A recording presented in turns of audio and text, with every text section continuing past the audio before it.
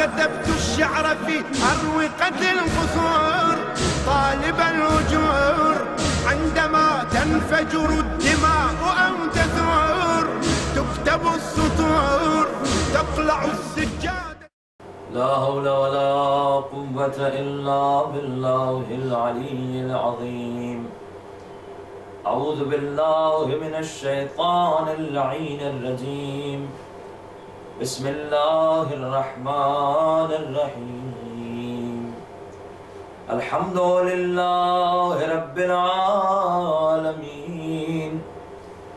الحمد لله الذي هدانا لهذا وما كنا لنهتدي لولا أن هدانا الله. لقد جاءت رسل ربنا بالحق على الحق للحق ثم الصلاة والسلام والتحية والإكرام على النبي الأمي القرشي المكي المدني الهاشمي الأبتهي الطهامي مولانا ومولى الثقلين جد الحسن والحسين أبي القاسم المصطفى محمد وعلى أهل بيته الطيبين الطاهرين المعصومين المظلومين المنتجبين المنتخبين ولعنة الله على أعدائهم وغاصب حقوقهم ومنكر فضائلهم ومصائبهم وعطشهم أجمعين من الآن إلى قيام يوم الدين. أما بعد فقد قال أبا عبد الله الحسين عليه السلام في وصيه لأخيه محمد بن الحنفية. بسم الله الرحمن الرحيم. هذا ما أوصى به الحسين بن علي بن أبي طالب إلى أخيه محمد المعروف بابن الحنفية.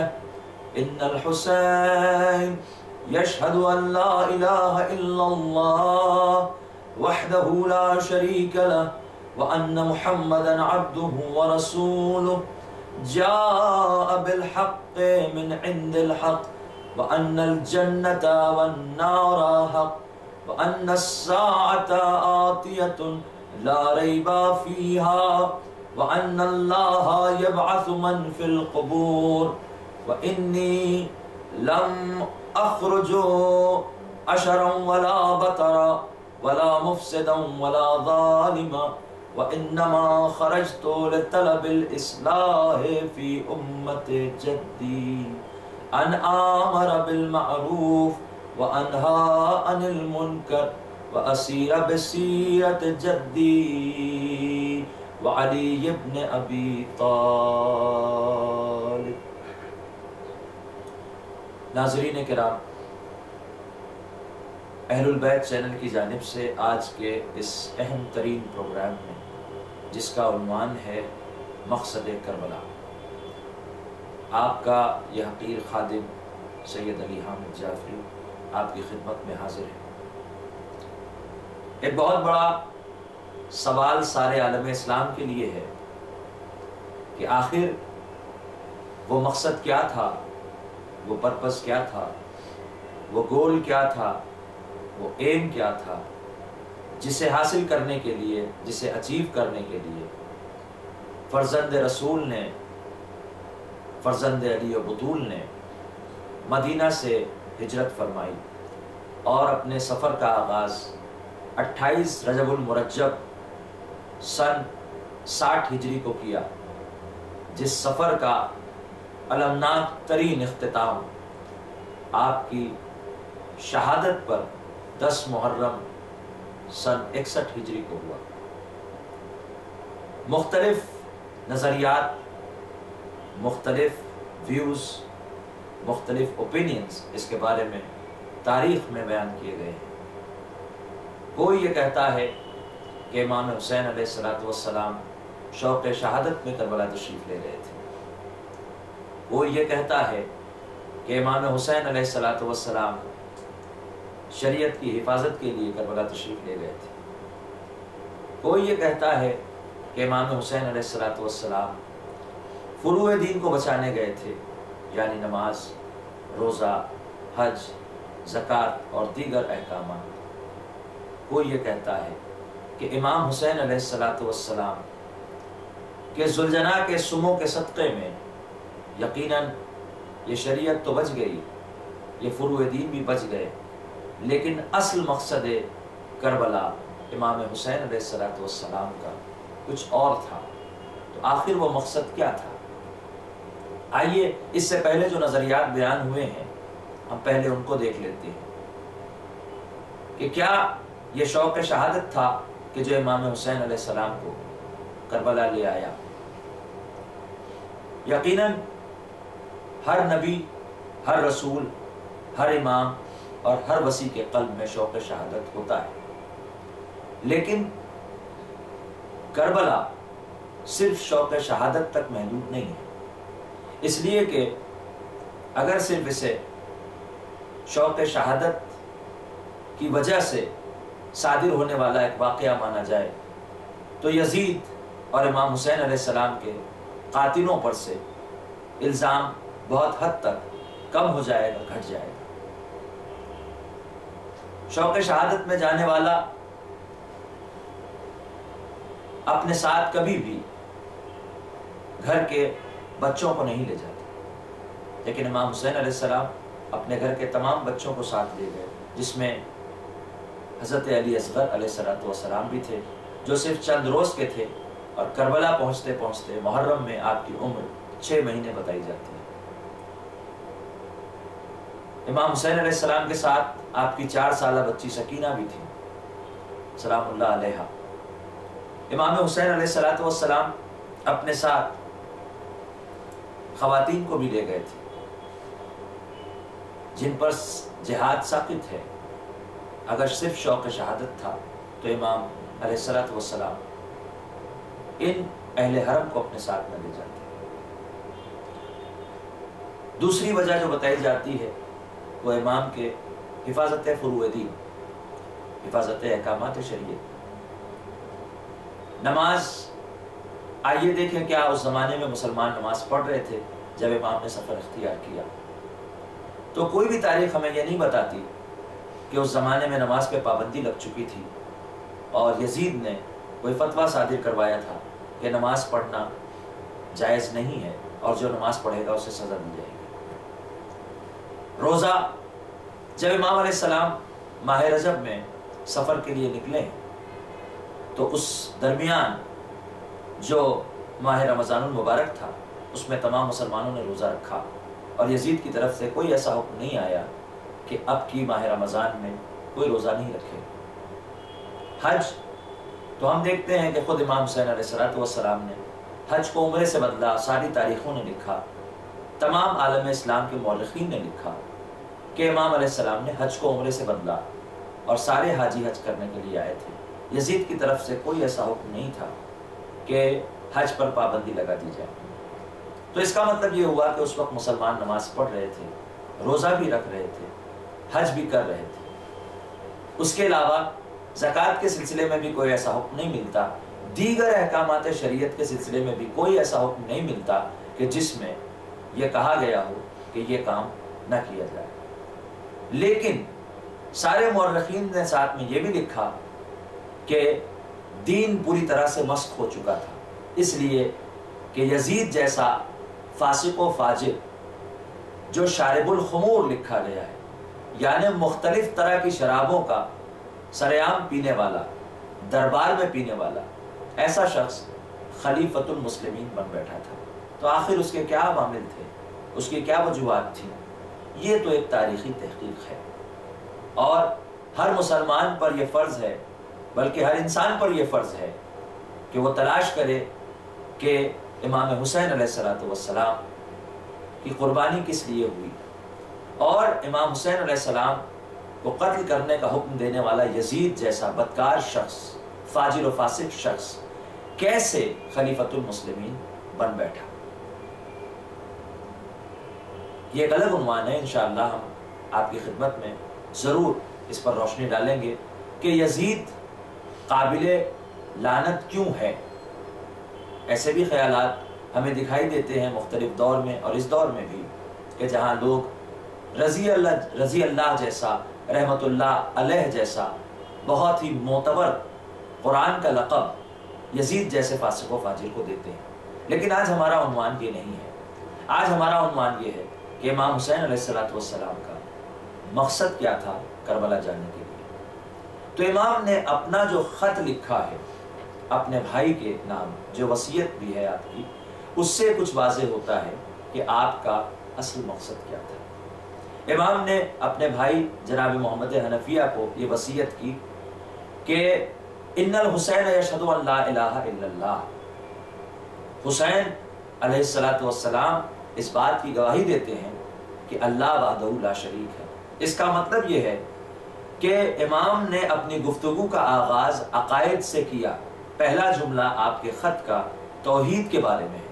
اس کا مطلب یہ ہے کہ اس زمانے میں وحدت خطرے میں تھی، لہٰذا امام حسین علیہ السلام نے یہ گواہی دی کہ یزید والے مجھ سے بیعت چاہتے ہیں، میں یہ گواہی دیتا ہوں کہ اللہ وحدہ لا شریک ہے۔ اس کا مطلب یہ ہوا کہ یزید اللہ کو وحدہ لا شریک نہیں مان رہا تھا، اور تاریخ نے یہی لکھا یزید کے بارے میں کہ یزید کا کہنا یہ تھا کہ یہ سب جو کچھ سرکار ختمی مرتبت نے کیا، یہ پیغام رسالت، یہ قرآن، یہ تعلیم، یہ احکام، یہ دین، یہ شریعت، یہ کچھ بھی نہیں ہے، نعوذ باللہ یہ بنی ہاشم کا کھیل ہے۔ اور اس نے کہا ما خبر جا ولا وحی نزل، نہ کوئی خبر آئی تھی نہ کوئی وحی آئی تھی۔ تو یہ گویا توحید کا بھی انکار تھا اور رسالت کا بھی انکار تھا۔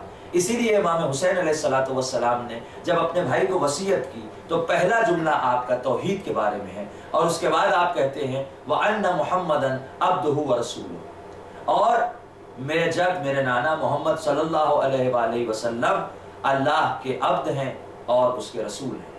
یعنی پھر عقائد کی گفتگو آپ نے کی، وحدت کے بعد رسالت کا عقیدہ خطرے میں تھا جس کی امام حسین علیہ السلام نے گواہی دی۔ پھر آپ ارشاد فرماتے ہیں جاء بالحق من عند الحق، چونکہ یزید انکار کر رہا تھا وحی منزل کا اور خبر کا، تو امام علیہ السلام نے ارشاد فرمایا کہ میرے جد حق لے کر آئے تھے حق کی طرف سے۔ پھر آپ ارشاد فرماتے ہیں وَأَنَّ الْجَنَّةَ حق وَالنَّارَ حق، وَأَنَّ الْجَنَّةَ حق یعنی جنت بھی حق ہے، وَالنَّارَ حق اور نار بھی حق ہے۔ اس کا مطلب یہ ہوا کہ وہاں حالات کچھ ایسے ہو گئے تھے کہ لوگوں کو اب جنت اور جہنم پر یقین نہیں رہ گیا تھا۔ جنت یزید کی طرف سے بانٹی ہوئی دولت میں نظر آ رہی تھی، اور جہنم یزید کی طرف سے دی گئی سزا میں نظر آ رہی تھی۔ اس لیے امام نے دہرایا کہ ڈرنے کی اور گھبرانے کی ضرورت نہیں ہے، جنت بھی حق ہے اور نار بھی حق ہے۔ پھر امام نے کہا وَأَنَّ السَّاعَةَ آتِيَةٌ لَا رَيْبَ فِيهَا، اور یہ حکومت جو تم دیکھ رہے ہو جو پوری دنیا میں ہے، اسے ڈرو نہیں، سب کچھ ختم ہو جانے والا ہے، ساعت یعنی قیامت آنے والی ہے، اس میں کوئی شک نہیں۔ وَأَنَّ اللَّهَ يَبْعَثُ مَن فِي الْقُبُورِ، اور جو کوئی شخص قبر میں ہوگا اللہ اسے ضرور مبعوث کرے گا، یعنی ہر شخص مسئول اور ذمہ دار ہے، ہر شخص سے سوال ہوگا، کوشچن ہوگا، تو ہر شخص جو کچھ کر رہا ہے اس کا اسے جواب دینا پڑے گا۔ یزید نے جو کچھ کیا اس کے ساتھ ساتھ جن قاضیوں نے قتل امام حسین کا فتویٰ دیا، یہ یاد رکھیں کہ قیامت آنے والی ہے، اور قیامت میں یہ ایک نہ ایک دن مر کے قبر میں جائیں گے، لیکن قبر میں قصہ ختم نہیں ہوگا بلکہ انہیں اٹھایا جائے گا، سوال و جواب کیا جائے گا۔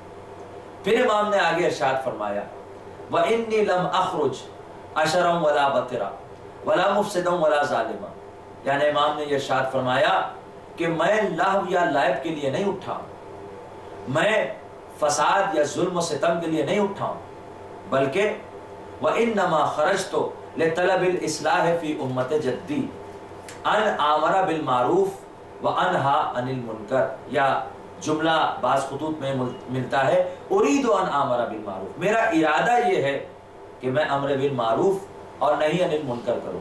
اسی جملے کی وجہ سے اکثر لوگوں میں یہ خیال پیدا ہو گیا کہ امر بالمعروف یعنی نیکی کی ہدایت کرنا، تو اس سے مراد یہ ہے کہ نماز، روزہ، حج، زکوٰۃ، خمس، جہاد اور شریعت کے احکامات، بے شک یہ سب امر بالمعروف ہیں، لیکن یہ احکامات بظاہر اس وقت ان پر لوگ عمل پیرا تھے، تو پھر وہ کون سا معروف تھا جسے لوگوں نے بھلا دیا تھا؟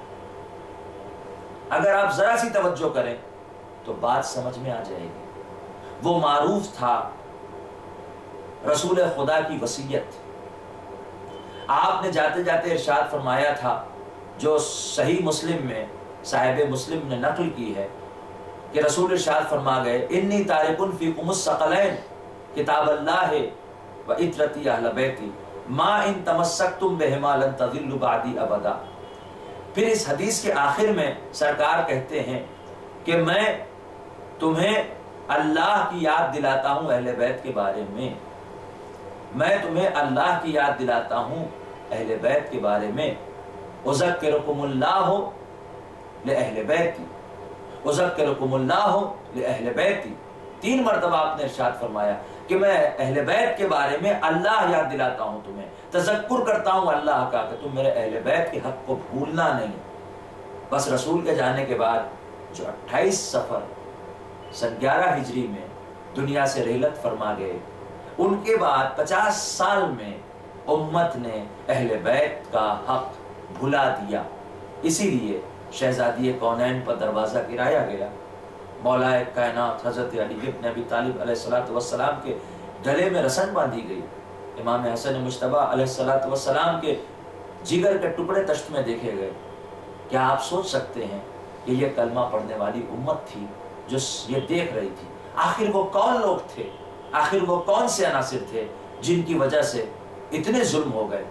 اگر کوئی ان مظالم کا انکار کرتا ہے تو آج بھی اس کے سامنے 2 بڑے سوالات ہیں۔ سب سے پہلا بڑا سوال یہ ہے کہ آخر اگر جناب سیدہ سلام اللہ علیہا کے ساتھ سب کا سلوک اچھا تھا تو پھر آپ کی قبر مطہر کہاں ہے؟ اگر امام حسن مجتبیٰ علیہ السلام کے ساتھ سب کا سلوک اچھا تھا تو پھر آپ کی جب یہ خواہش تھی کہ میں اپنے نانا کے ساتھ دفن ہوں تو آپ کو دفن کیوں نہ کیا گیا؟ امام حسین علیہ السلام اسی معروف کے لیے آئے تھے کہ دیکھو تم نے اہل بیت کو بھلا دیا ہے، تم نے عظمت اہل بیت کو فراموش کر دیا ہے، تم نہیں جانتے ہو کہ اہل بیت وہ معروف ہیں کہ جو تمہاری نجات کا باعث ہیں۔ اور آپ یہ بتانے آئے تھے کہ سرکار نے جو ارشاد فرمایا ہے، مثل اہل بیتی کمثل سفینۃ نوح من رکبہا نجا ومن تخلف عنہا غرق وہوا۔ تو آؤ آج میں میدان کربلا میں تمہیں عملی طور پہ دکھا دیتا ہوں کہ جو میرے ساتھ ہوگا صرف وہی نجات پائے گا، اور جو مجھے چھوڑ دے گا وہ ہلاک ہو جائے گا۔ میں سفینہ نجات ہوں کیونکہ میں اہل بیت میں سے ہوں۔ اہل بیت کو سفینہ نجات سرکار نے قرار دیا تھا۔ وَأَنْهَا عَنِ الْمُنْكَرِ، منکر جتنی چیزیں حرام شریعت نے قرار دی ہیں وہ سب منکر ہیں، لیکن اس وقت بھی وہ چیزیں حرام تھیں۔ شراب یقیناً یزید پیتا تھا، لیکن سارے عالم اسلام میں شراب کو پھر بھی حرام سمجھا جاتا تھا۔ یہ اور بات ہے کہ کسی میں ہمت نہ تھی کہ اسے کھل کر فاسق و فاجر کہے، لیکن یہ سب کو معلوم تھا کہ جو وہ کر رہا ہے وہ غلط ہے۔ تو پھر یہ کون سا منکر تھا کہ جس کے لیے امام تشریف لے آئے تھے میدان کربلا میں؟ یہ وہی منکر تھا کہ اہل بیت علیہ السلام کے دشمنوں کو اللہ نے منافق کہا ہے۔ محمد اور آل محمد علیہ السلام کے دشمنوں کے لیے اللہ نے پورا سورہ منافقون نازل کیا ہے۔ یہی وہ منکر ہیں کہ امام حسین علیہ السلام جن کو بے نقاب کرنے کے لیے کربلا میں آئے تھے، کہ جنہوں نے سرکار ختمی مرتبت کے فوراً بعد اہل بیت علیہ السلام کا حق غصب کیا۔ اس کے بعد امام کہتے ہیں وَأَسِيرُ بِسِيرَةِ جَدِّي، اور میں اپنے جد کی سیرت پر عمل کروں گا۔ جد کی سیرت کیا تھی؟ جد کی سیرت یہ تھی کہ نماز میں اگر پشت پر حسین آ جاتے تھے تو سجدے کو طول ہو جاتا تھا۔ عید کے دن اگر حسنین علیہ السلام یہ کہتے تھے کہ نانا ہمارے لیے ناقہ نہیں ہے، سارے بچے ناقے پر سوار ہیں، تو کائنات کے تمام رسولوں کا سردار ان کے لیے ناقہ بن جاتا تھا، اور ناقہ بن کر ان سے یہ کہتا تھا کہ اگر مہار نہیں ہے تمہارے ناقے کے ہاتھ میں تو میری زلفوں کو تم اپنے ہاتھوں سے پکڑ لو۔ یہاں تک کہ صاحب بخاری نے اور دیگر حضرات نے یہ بھی لکھا ہے، تاریخ طبری میں بھی لکھا ہے کہ امام حسن اور امام حسین علیہ السلام کی ناز برداری اتنی تھی، اہل بیت علیہ السلام کی ناز برداریاں اتنی تھی کہ جب انہوں نے کہا کہ نانا دوسروں کے ناقے آواز کرتے ہیں، ہمارا ناقہ آواز نہیں بلند کرتا، تو کائنات کے اس عظیم ترین رسول نے ناقے کی آواز نکالی، اس سے کیا ظاہر ہوتا ہے؟ کیا یہ بچوں کی محبت میں تھا؟ نہیں، یہ عظمت اہل بیت ظاہر کرنے کے لیے تھا کہ دیکھو میں کچھ نہیں ہوں۔ قرآن اعلان کرتا ہے وما محمد الا رسول، محمد کچھ نہیں ہے سوائے رسول کے۔ یا قرآن اعلان کر رہا ہے وما ينطق عن الهوى ان هو الا وحی یوحى، کہ رسول نہ کچھ بولتے ہیں، بلکہ اگر اس کا آپ گہرائی سے ترجمہ کریں تو نطق فکر کے لیے بھی ہوگا، کچھ سوچتے بھی نہیں مگر یہ کہ جو وحی نازل ہوتی ہے۔ تو اس کا مطلب یہ کہ اس وقت اللہ کے حکم سے ناقہ بنے ہوئے ہیں۔ سرکار نے مسجد میں سب کے دروازے بند کر دیے، اہل بیت کا دروازہ کھلا رکھا۔ سرکار نے ناد علی پڑھ کر خیبر میں مولائے کائنات حضرت علی ابن ابی طالب علیہ السلام کو شیر خدا کو طلب فرمایا۔ اللہ نے ذوالفقار نازل کی احد میں تو سرکار نے بھی علی کی تعریف کی، ان کا قصیدہ پڑھا۔ تو اہل بیت کے سلسلے میں مسلسل رسول کی تاکید اور اہل بیت کے بارے میں مسلسل رسول کا یاد دہانی کروانا، یہی رسول کی سیرت تھی۔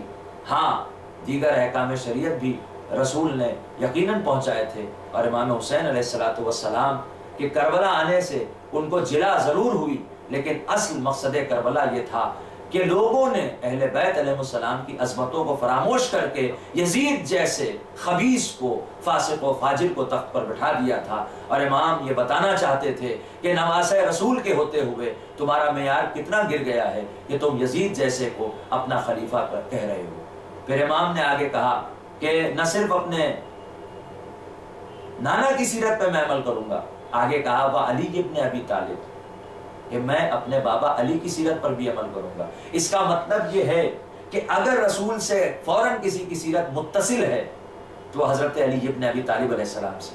تمام اصحاب باوفا یقیناً محترم ہیں، لیکن اہل بیت ہیں، اور تمام فرقوں کے تمام علماء نے عالم اسلام کے لکھا ہے کہ اہل بیت کو بعد سرکار ختمی مرتبہ تمام صحابہ پر فضیلت حاصل ہے، تمام تابعین پر فضیلت حاصل ہے۔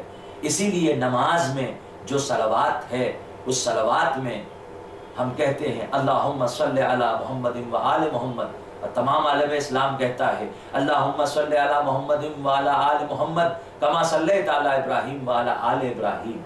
آل محمد اہل بیت علیہ السلام کی فضیلت تمام عالم اسلام پر آشکار ہے۔ اسی کو یاد دہانی کروانے کے لیے امام حسین کربلا میں آئے تھے۔ پھر آپ ارشاد فرماتے ہیں فمن قبلنی بقبول الحق فاللہ اولا بالحق، جو اس بات کو قبول کر لے گا حق کو تو پھر اللہ حق قبولیت کے لیے اولا ہے۔ ومن رد علی ھذا اصبر حتی یقضی اللہ بینی و بین القوم بالحق، اور اگر مجھے رد کر دیتے ہیں تو پھر میں صبر کروں گا یہاں تک کہ اللہ میرے اور قوم کے درمیان فیصلہ کرے۔ وہو خیر الحاکمین، کیونکہ وہ خیر الحاکمین ہے، حاکم یزید نہیں ہے، اللہ خیر الحاکمین ہے۔ وہذہ وصیتی یا اخی، اے میرے بھائی محمد حنفیہ یہ میری وصیت ہے، الیک تمہاری طرف، وما توفیقی الا باللہ، اللہ کے علاوہ کوئی توفیق دینے والا نہیں ہے، علیہ توکلت و الیہ انیب، کہ میں اسی سے لو لگائے ہوئے ہوں اور اسی پر بھروسہ کرتا ہوں۔ امام حسین علیہ السلام کا یہ مختصر سا خط یہ ظاہر کر رہا ہے کہ امام حسین علیہ السلام کا کربلا آنے کا مقصد کیا تھا۔ اب بھی اگر کسی کی سمجھ میں نہیں آیا تو بات حضرت حر علیہ السلام کے امام کے خیمے میں آنے سے بالکل واضح اور ظاہر ہو جاتی ہے۔ کیا حر نماز نہیں پڑھتے تھے؟ پڑھتے تھے۔ کیا حر روزہ نہیں رکھتے تھے؟ رکھتے تھے۔ کیا حر حج نہیں کرتے تھے؟ کرتے تھے۔ کیا حر شریعت کے احکام پر عمل نہیں کرتے تھے؟ کرتے تھے۔ پھر آخر کیا چیز تھی کہ جس کی وجہ سے، جسے چھوڑ کے حر امام حسین کی طرف آئے، جسے سمجھ کے امام حسین کی طرف آئے؟ جو چھوڑ کر امام حسین کی طرف آئے وہ تھی یزید کی بیعت، خلیفہ باطل کی بیعت، اور جو سمجھ کے امام حسین کی طرف آئے وہ یہ کہ امام حسین علیہ السلام اللہ کی طرف سے بنائے ہوئے امام ہیں، یہ اہل بیت میں سے ہیں، اور اہل بیت کا ہم پر یہ حق ہے کہ ہم اہل بیت سے مودت کریں، ہم اہل بیت سے محبت کریں، اور ہم اہل بیت پر اپنا سب کچھ قربان کر دیں. لیکن ناظرین کرام کیا کیا جائے، اتنا ستم ڈھایا گیا اہل بیت پر کہ بجائے ان پر قربانی دینے کے ان کا سب کچھ لوٹ لیا گیا. رسول کے نواسے کو 3 دن کا بھوکا پیاسا شہید کر دیا گیا. رسول کے نواسے کے ننھے 6 مہینے کے علی اصغر کے گلے میں 3 پھل کا تیر مارا گیا. رسول کی شبیہ علی اکبر کے سینے میں برچھی کا پھل مارا گیا. علی کی شبیہ عباس کے بازوؤں کو کاٹ لیا گیا. ناظرین اگر کوئی یہ کہے کہ یہ معلوم نہ تھا کہ یہ اہل بیت ہیں تو یہ غلط کہہ رہا ہے، اس لیے کہ بعد میں زینب سارے لشکر سے کہتی تھی، بازار کوفہ و شام میں کہتی تھی کہ میں رسول کی نواسی ہوں، لیکن کوئی سننے والا نہیں تھا. کوئی پتھر مارتا تھا تو کوئی صدقے کی کھجوریں پھینکتا تھا. ہائے اہل بیت پر کیا وقت آ گیا تھا کہ اہل بیت چیخ چیخ کر کہہ رہے تھے ان الصدقۃ علینا حرام، ہم پر صدقہ حرام ہے، لیکن دنیا انہیں اسیر و مجبور سمجھ کر صدقہ پھینک رہی ہے. الا لعنۃ اللہ علی القوم الظالمین. سيعلم الذين ظلموا أي منقلب ينقلبون. إنا لله وإنا إليه